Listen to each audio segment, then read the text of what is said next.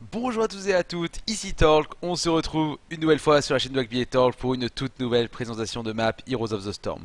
Après la présentation du Val Maudit et celle du Comté du Dragon, nous allons, comme vous pouvez le voir, nous attaquer aujourd'hui à la baie de Cœur Noir. Alors cette carte, la baie de Cœur Noir, c'est pour moi une des cartes les plus fun et les plus représentatives de l'importance des objectifs dans Heroes of the Storm.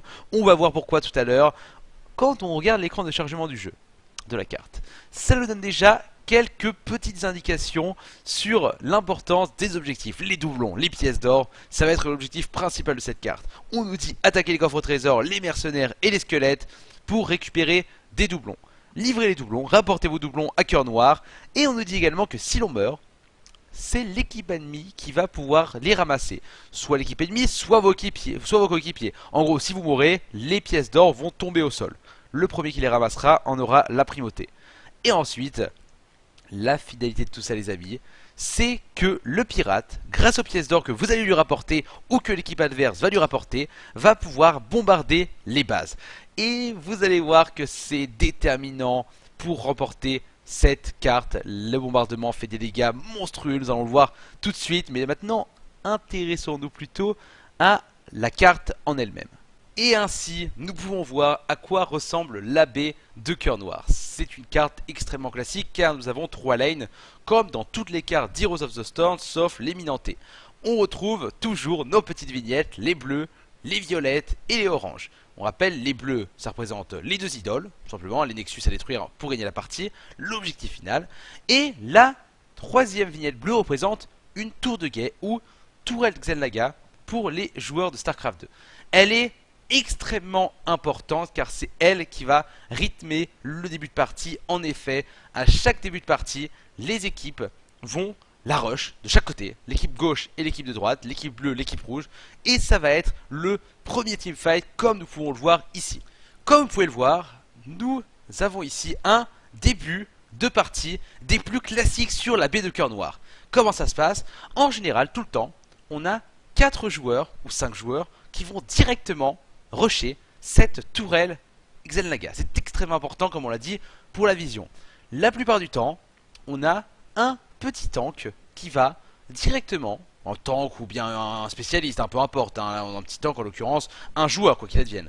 Là c'est un tank qui va directement se positionner sur la ligne du bas. Quel est l'intérêt? C'est extrêmement simple, l'intérêt est de préparer les futurs coffres qui vont bientôt arriver et surtout de ne pas perdre une miette d'XP. Nous allons le voir juste après. Mais d'abord, intéressons-nous un peu au combat autour de cette tour Xel'Naga. C'est des combats assez compliqués en général vu que c'est du level 1 tout simplement. On a des spells qui font très peu de dégâts, ça joue beaucoup sur l'auto-attaque. Et c'est assez important de réussir à s'emparer de cette tour Xel'Naga. On voit qu'actuellement l'équipe adverse, l'équipe rouge, la contrôle et prend l'avantage, mais c'est on ne peut plus normal étant donné qu'ils ont commencé à 5 alors que nous avons déjà un tank qui se trouve en bas de la map. Donc là on perd ce combat, mais finalement l'équipe adverse qui s'est un peu trop avancée et on arrive petit à petit à grappiller quelques kills et on va reprendre l'avantage sur cette tourelle. Et là on peut voir, regardez, tout le cercle bleu nous donne de la vision. La tourelle apporte une vision absolument monstrueuse. On a la vision sur la top lane, on a la vision sur la moitié de la mid lane. C'est absolument monstrueux et c'est vraiment extrêmement important de prendre le contrôle de cette tour de guet dès le début de partie. Après avoir démontré l'importance de la capture de cette tour de guet les amis en début de partie, intéressons-nous maintenant à l'objectif principal de cette carte. Je parle bien sûr des pièces d'or, ces fameux coffres au trésor qui peuvent permettre de complètement raser la base adverse à l'aide de notre ami Cœur Noir. On a 2 coffres au trésor, les premiers pop à 50 secondes de jeu. On peut les retrouver ici, un au mid de la carte, et on peut retrouver le deuxième directement au bot. À quoi vont servir ces coffres? Dans chaque coffre que vous allez devoir taper pour en extraire les golds, il va sortir 5 doublons. Ces doublons, il va falloir aller les rendre à notre ami Cœur Noir, le capitaine, qui lui se trouve au milieu, l'endroit le plus central de cette carte. Et une fois que vous lui en avez rendu 10 pour le premier bombardement, il va bombarder la base adverse. Ça va coûter 2 doublons de plus à chaque bombardement. Le premier coûtera donc 10. Le deuxième coûtera donc 12, 14, 16, 18, 20, 22, ainsi de suite. C'est très rare de dépasser les 22 doublons. En général, la partie est finie bien avant. Il y existe encore un autre moyen de récupérer des doublons. On a déjà parlé dans les vidéos précédentes de l'importance des mercenaires. Et bien sur la baie de Cœur Noir, ces mercenaires ont une importance encore plus grande. Pourquoi? Je m'explique évidemment. En plus, par exemple, prenons ces petits géants, les deux golems bien sûr, qu'on connaît très bien. En plus de posséder une grosse force de push, ils vont, quand vous les aurez tués, ou apprivoisés plutôt, donner 2 doublons. On retrouve également un tout nouveau camp de mercenaires uniquement présent sur la baie de Cœur Noir. Ce sont les squelettes, ce sont 2 petits squelettes que nous pourrons un peu présenter tout à l'heure, qui vont donner également 2 pièces d'or. Eux ne se battront pas pour vous, ils vont tout simplement donner 2 doublons. Et croyez-moi, 2 doublons, ça peut vraiment faire la différence. Chaque pièce d'or peut faire la différence, on l'a dit. Rentrons maintenant dans le vif du sujet. Vous voyez les amis que dans ce replay, on arrive bientôt à 50 secondes de jeu. Et dès la 50e seconde, la partie va s'emballer. Même si elle s'était déjà emballée à la tour Xel'Naga, là ça va avoir vraiment... c'est parti là, on n'attend pas de phase de lane, pas de farm, pas le temps de s'endormir. On attaque directement la phase importante. Regardez, ici toute la team est à peu près mal placée, étant donné que les coffres vont pop ici et ici, représentés par les petits tas de pièces d'or, hein, pour bien être sûr que ça popera là. Et le principe c'est le même dans toutes les maps d'Heroes of the Storm, tous les objectifs. Il va falloir les zoner et coûte que coûte empêcher la team adverse de s'en emparer. Là on regarde, hein, très bien, on tente de zoner. On est un de moins vu que on a le tank qui se trouve actuellement en bas de la map. Le tank qui devrait aller chercher ce coffre là, hein. La Sonia, la barbare qui va directement tenter de prendre le coffre du bas. Pendant ce temps nous arrivons à nous emparer de 3 pièces en laissant de la team adverse. Et là on voit actuellement que la Sonia, regardez, ça se passe comme ça. On tape le coffre, on peut faire des compétences dessus, et en train de tranquillement ramasser le coffre du bas gratuitement. C'est comme ça que ça se passe. 5 pièces d'or pour la Sonia. On peut voir en faisant tab que les golds s'affichent directement à côté du portrait de vos personnages, en même titre que les dégâts, les morts, les victimes, les soins et l'expérience apportée. Et à partir du moment où nous possédons des pièces d'or, l'important ça va être de les rendre. Mais surtout, regardez, on va tuer directement la barbare et elle va nous lâcher ses pièces d'or. Maintenant, qu'est-ce qu'on va devoir faire? Tout simplement les rendre. C'est comme ça que ça se passe sur la baie de Cœur Noir. C'est du fight permanent. Il ne faut jamais laisser la team adverse rendre des pièces d'or. Il ne faut pas hésiter à se sacrifier, à lancer des teamfights un petit peu suicidaires pour empêcher la team adverse d'apporter ses pièces d'or au capitaine, parce que le bombardement est vraiment terrible. Regardons un peu comment ça se passe au niveau du bombardement maintenant. Pour présenter le bombardement, nous allons étudier une phase de jeu extrêmement intéressante. Vous voyez que les deuxièmes coffres viennent de pop. Le premier a pop à 50 secondes de jeu, le deuxième vient d'arriver à 4 minutes 15. Faut savoir qu'il n'arrive pas toujours au même moment. Ça dépend un peu de combien de temps on met à faire cela avant, et il y a toujours un petit décalage. Donc les coffres n'arrivent toujours pas, pas toujours en tout cas, au même moment. Étudions un peu cette phase de jeu. Là, on voit que l'équipe adverse est extrêmement bien placée pour récupérer le coffre du haut, qu'elle va pouvoir récupérer de manière extrêmement simple. De l'autre côté, nous sommes extrêmement bien placés pour récupérer le coffre du bas, car l'équipe adverse, ils sont actuellement 3 sur celui du haut, plus la barbare qui est pas très loin, et de l'autre côté, nous choisissons plutôt d'assurer le coffre du bas. Regardez, tout simplement le tank qui peut tranquillement se mettre en mode siège pour détruire de manière extrêmement simple ce coffre. La Vala qui meurt mais qui a mis le chêne extrêmement bas PV, ce qui permet au tank de tranquillement récupérer 5 pièces d'or. Et maintenant, un des moments les plus importants, la temporisation au coffre. Là, le travail du tank, ça va être tout simplement de ne pas laisser la team adverse rendre ses golds. Car si elle rend ses golds, non seulement on va être bombardé, mais en plus c'est définitif. On ne pourra plus jamais voler ses golds. Alors que tant qu'on laisse des golds sur une Vala par exemple, la Vala qu'on voit ici, Vala qui a un berceau très squishy, très faible, qui peut vite mourir, eh bien on a la possibilité de les voler. À partir du moment où elle les rend, on ne pourra plus jamais les voler. Un autre point très important, en début de partie, c'est primordial de faire les premiers bombardements pour prendre de l'avance. Pourquoi? Car les premiers bombardements vont focus les forts. On en a déjà parlé de ces forts, ils donnent énormément d'XP et ça peut permettre, si on fait des bombardements précoces dans la partie, de passer level 10 en premier, d'avoir les ultis en premier et donc de regagner les teamfights et donc de snowball. Donc on va voir un peu comment Le tank va gérer ça. Va-t-il pouvoir empêcher la Vala de rendre ses gold? Il empêche pas la Vala de rendre ses gold malheureusement, la Vala qui rend cette gold, mais il empêche le Uther en revanche de les rendre. Ce qui permet de temporiser. Là, le Uther qui rend 2 gold de son côté également. Là c'est un petit peu dommage, vous voyez, il aurait peut-être pu empêcher de rendre les gold. C'est pas grave, la team adverse qui n'a pas encore 10 gold. Et de l'autre côté, on zone un petit peu, on zone tout simplement. Regardez hop, le petit Bracewing qui est en train de zoner pour que le tank puisse rendre. Et là, le tank qui rend enfin ses gold. C'est le premier bombardement de la partie à 5 minutes 18 de jeu. C'est un peu tard, en général le premier bombardement arrive plutôt dans la game.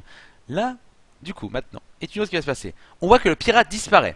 On ne peut plus rendre de pièces. Le pirate apparaît sur son bateau pirate. C'est une magnifique animation. Et les canons qui partent. Donc il y a 12 boulets de canons qui vont partir. Et qui vont d'abord se diriger vers le middle de la map. On voit que ça va faire énormément de dégâts. Voilà, les encore 3 boulets de canon qui partent. On voit que ça défonce complètement les murs. Ça ruine complètement la base. Ça ruine les tourelles. Et c'est le fort qui est focus en dernier. On focus d'abord les tourelles, la porte. Et en dernier, le fort. On fait le puits d'une d'abord, la petite tourelle. Et on voit que ce premier bombardement met quand même bien à mal le fort de l'équipe adverse. Il ne reste plus maintenant qu'à tranquillement aller le finir un peu plus tard. Ce qui sera fait pour gagner un énorme avantage à l'XP. Pendant ce temps, qu'est-ce qui s'est passé? L'équipe adverse en profite pour elle aussi rendre ses golds. Et là, on pourrait se dire c'est dommage de ne pas les empêcher de les rendre et tout. C'est vrai, c'est dommage. Mais de l'autre côté, la Zagara fait son travail, c'est une spécialiste, les spécialistes sont les mieux placés pour faire la jungle, et elle est en train de réaliser le gros golem les amis, vous commencez à le connaître ce golem hein, qui est toujours aussi efficace, peu importe la map, il va permettre de push de manière extrêmement importante. De son côté la team adverse, elle aussi rend les golds, et va donc pouvoir taper notre fort du middle, ça va faire à peu près le même résultat que notre bombardement à nous, on va arriver jusqu'au fort sans le détruire évidemment. Et c'est là qu'on voit l'importance de push les lanes sur cette carte. Parce que si on avait un petit peu push les tours au début de partie, voire le mur, eh bien le bateau pirate aurait eu moins de cibles et il aurait donc pu détruire le fort adverse. On aurait pu passer level 10 avant la team adverse. Là, en l'occurrence, on est level 10 au même moment. Et on aurait pris un avantage assez important sur cette carte. Ce n'est pas grave parce que pendant ce temps, on en a profité pour faire le golem. Hein, toujours, dès qu'on peut faire diversion, on en profite pour faire la jungle, faire les mercenaires. Regardez comme ça push le golem qui va carrément détruire un fort. Et on va prendre quasiment un level d'avance. La destruction des forts c'est primordial dans Heroes of the Storm. On l'a déjà dit. Regardez notre fort à nous qui est très bas PV. Les bombardements c'est extrêmement important. Et pour finir cette vidéo, je propose d'étudier avec vous une dernière phase de jeu très intéressante sur cette carte. On voit actuellement qu'on est à peu près pareil niveau des levels. L'équipe adverse est 17, nous sommes 17, ils ont un petit peu d'avance sur nous. On voit qu'au niveau des bombardements, ils ont fait 2 bombardements, on a fait 2 bombardements. Pourquoi? Tout simplement parce qu'on voit qu'on en a 14 pour le prochain et 14 pour le prochain. Le premier coup de 10, le deuxième coup de 12 et le troisième coup de 14, ainsi de suite, 16, 18, 20. On l'a déjà dit tout à l'heure. Là, une phase de jeu importante car tout ne se joue pas autour des pièces d'or, on le sait. Il y a toujours plusieurs objectifs et notamment un des objectifs plus importants, on l'a déjà dit, c'est ce satané golem hein, qui fait toujours des dégâts incroyables sur la base adverse, qui permet de distraire l'adversaire pendant qu'on fait les objectifs. Et donc les teamfights sont très importants. Donc, vous me le direz là, les teamfights sont toujours très importants en tank. C'est vrai, mais là, à ce moment-là de la partie, on sait que les pièces d'or, les coffres au trésor vont bientôt repop. Donc il ne faut pas perdre de teamfight dans ces moments-là. Il ne faut pas prendre de mauvais teamfight. Car 10 pièces d'or, parce que admettons, hein, si la team adverse a été ace, 5 kills, et qu'il reste des gens dans l'équipe bleue, eh bien ils vont pouvoir prendre les 10 gold. Et 10 gold, ça permet là de refaire un bombardement. Et là, faut le dire, un bombardement ça casse quasiment un bastion, donc un inhibiteur, et on va avoir des gros creeps qui vont venir push, hein, des catapultes, et ça peut être désastreux. Donc c'était pas loin de perdre un teamfight. Là on voit qu'on s'est un petit peu attrapé. On va quand même mettre un très bon ulti très bientôt. Voilà, très bon ulti de la Vala. Into ulti de Tyrande, ça va faire énormément de dégâts. La team adverse qui va un peu prendre très cher. Et là c'est assez terrible pour eux hein, parce qu'on voit que là, comme on le savait, les coffres viennent de repop. Ce qui va donc créer une situation extrêmement déséquilibrée, car on va pouvoir finir tous les membres de la team adverse. Même si là on risque de mourir, voilà, on meurt malheureusement, c'est pas grave. Le Shen qui ne va certes pas mourir, Mais d'un autre côté, il a tellement peu de PV qu'il va le rentrer chez lui. Et là, le mieux, c'est tout simplement de split un petit peu, 2 sur le boss, 1 sur les coffres, parce que évidemment, à ce moment-là de la partie, on peut quasiment soloter les boss, hein, ça c'est sûr, on est à 14 minutes de jeu. On rappelle qu'une partie dure en moyenne 20 minutes sur Heroes of the Storm. Les coffres, on n'en parle même pas, c'est extrêmement simple de les soloter. La team adverse est encore mort pendant une durée indéterminée, 7, 29 secondes, 15 secondes. Et on n'a plus qu'à récupérer tranquillement ces coffres. La récupération de ces coffres va nous permettre probablement de relancer très vite un troisième bombardement. Là la question c'est, est-ce que la team adverse vous empêchez de faire le bombardement? Eh bien non, la team adverse ne vient pas. Pourquoi la team adverse ne vient pas? On en a déjà assez parlé. Ce gros pépère les amis, le golem qui push et qui attire donc toute l'attention de la team adverse. Pendant ce temps, nos amis n'ont plus qu'à rendre les pièces. Ça va être un nouveau bombardement, toujours aussi efficace. On va commencer à fracasser les bastions adverses. Voilà, et on va commencer. Voilà, ça va être un massacre, hein. Ça fait des dégâts. Ces bombardements, après on n'a plus qu'à dire se servir sur le bastion ennemi, hein. C'est assez n'importe quoi. C'est le plus important parce qu'au final, si on arrive à faire assez de bombardements, bah, les bombardements vont finir sur cette partie par casser l'idole adverse. Donc il faut vraiment se focus sur les objectifs. C'est vraiment primordial, on le voit dans cette map. Voilà en tout cas les amis, j'espère vraiment que cette présentation de la carte, la baie de cœur noir vous a plu. Vous allez voir, c'est une map qui va forcément vous plaire. Si vous découvrez Heroes of the Storm, vous n'avez peut-être jamais vu une map qui ressemble à celle-ci dans des MOBA, eh bien c'est absolument saisissant. Là on voit qu'on va finir tranquillement une partie sans bombardement. On est le même level que le team adverse. Là un Tyrant c'est extrêmement fort, hein. Bientôt un tutoriel sur Tyrant qui va arriver, ne vous inquiétez pas. Là on voit que les mercenaires c'est... ça permet tout le temps, regarde ces golems, ils permettent tout le temps de finir les parties à eux tout seuls. Ça push de manière énorme. La team qui va tranquillement finir la team adverse, c'est une partie assez rapide, hein. 17 minutes c'est assez rapide, pour le coup 17-18 minutes. On rappelle, hein, la moyenne c'est 20 minutes. Quand ça dépasse 20 minutes, c'est qu'on dépasse la moyenne. On est dans des games longues. Quand on dépasse une demi-heure, alors là j'en parle même pas, c'est de l'ultra late game. En tout cas, une map très sympathique. Restez avec nous, continuez de nous suivre sur Dwagby bientôt les dernières maps et bientôt des tutoriels pour les héros qui vont arriver. Je vous embrasse, passez une très bonne journée ou une très bonne soirée et à la prochaine. Ciao à tous.